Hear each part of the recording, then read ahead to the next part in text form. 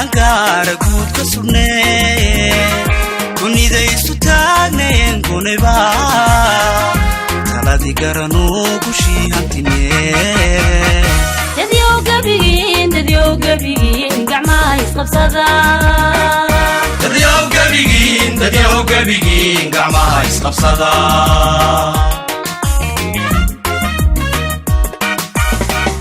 markaan calankaara guud ka sugnee kunidaysu taagneen kunayba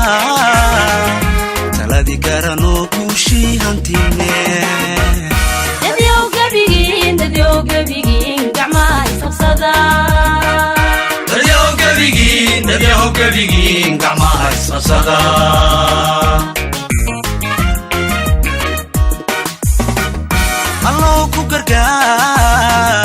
allow ku gargaar kayga nabato dadkana garasiilibiyo gobanimo dadkana garasiilibiyo gobanimo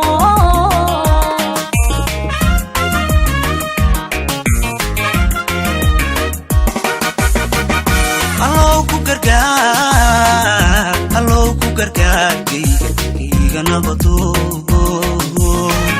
dadkana garasiilibiyo gobanimo dadkana garasiilibiyo gobanimo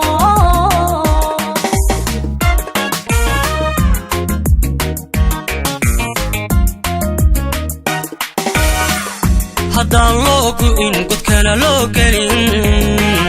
haddaan kuman geesi u mudan geerida haddaan gobanimo guntiga loo xidhaa miyaan guralayn midhaha soo go'ay miyaan guralayn midhaha soo go'ay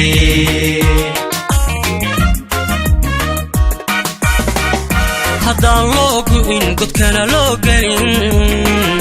haddaan kuman geesi u mudan geerida haddaan gobanimo guntiga loo xidhaa miyaan guralayn midhaha soo go'ay miyaan guralayn midhaha soo go'ay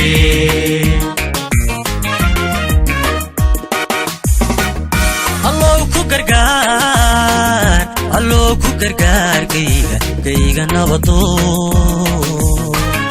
dadkana garasiilibiyo gobanimo dadkana garasiilibiyo gobanimo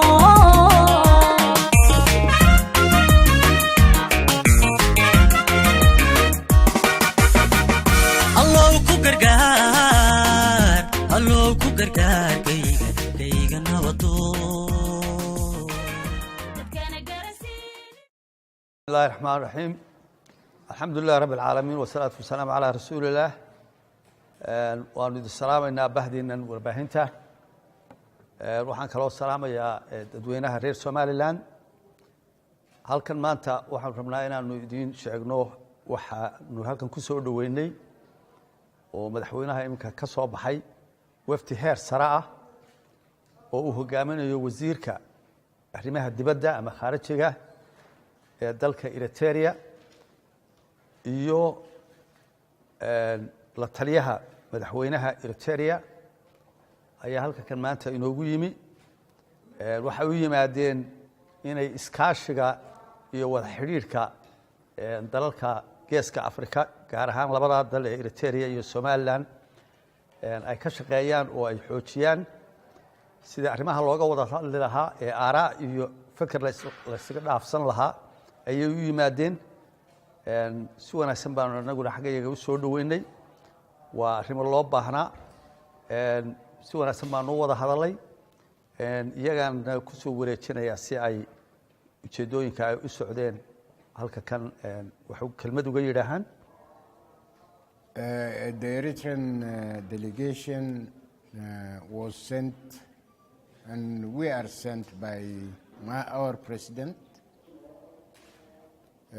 Xasaasi at least to know the situation, what is going on in Somaliland. We have been away from the situations in the Horn of Africa for the last 20 years because we had a very bad situation. a war was waged against Eritrea by TPLF regime,